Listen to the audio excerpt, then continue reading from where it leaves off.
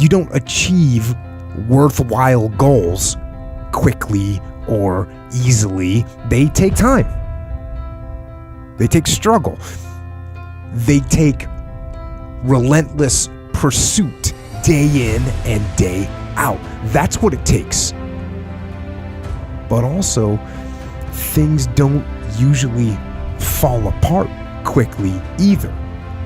At least at first, it's a slow process. A little slip here, a little setback over there, a little wearing down of discipline and will over time. So that's the thing. Success and failure are generally slow processes, either slowly building things up or gradually tearing them down.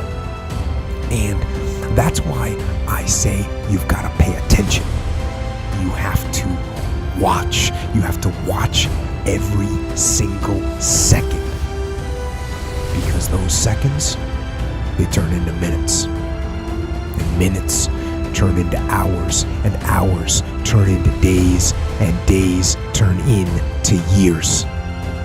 And so that second that just went by, that counted.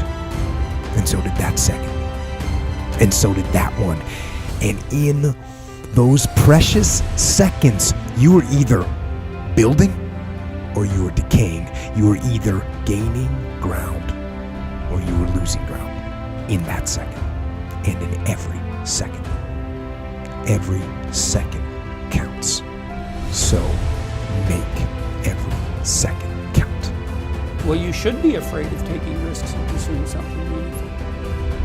But you should be more afraid of staying where you are if it's making you miserable.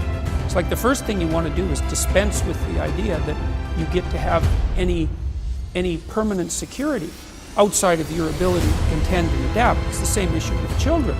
It's like you're paying a price by sitting there being miserable. You might say, well, the devil I know is better than the one I don't. It's like, don't be so sure of that. The clock is ticking. Yeah. And if you're miserable in your job now and you change nothing, in 5 years you'll be much more miserable and you'll be a lot older. It's a luxury to pursue what makes you happy. It's a moral obligation to pursue what you find meaningful. And that doesn't mean it's easy. You know, if you take people, and I've told you this, and you expose them voluntarily to things that they are avoiding and are afraid of, you know, that they know they need to overcome in order to meet their goals, their self-defined goals. If you can teach people to stand up in the face of the things they're afraid of, they get stronger. And you don't know what the upper limits to that are, because you might ask yourself, like, if for 10 years, if you didn't avoid doing what you knew you needed to do, by your own definitions, right, within the value structure that you've created, to the degree that you've done that, what would you be like? Well, you know, there are remarkable people who come into the world from time to time, and there are people who do find out over decades-long periods what they could be like if they were who they were, if they spoke their being forward. And they get stronger and stronger and stronger, and we don't know the limits to that. We do not know the limits to that.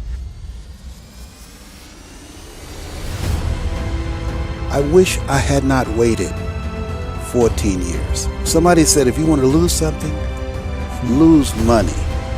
You can get that back. 8 out of 10 millionaires have been financially bankrupt. Walt Disney filed bankruptcy 7 times and had 2 nervous breakdowns.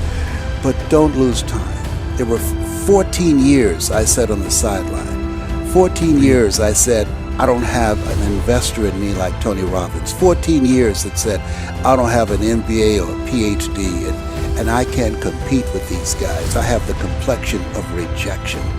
14 years I silenced myself. Wow. And so I regret that, because there are some people that maybe if they'd heard my voice, they would not have turned to drugs. If they'd heard my voice, their lives would have taken a different direction. And I can't get those 14 years back. That haunts me, and I think that drives me when I speak with such energy. I'm trying to make up for that time, but I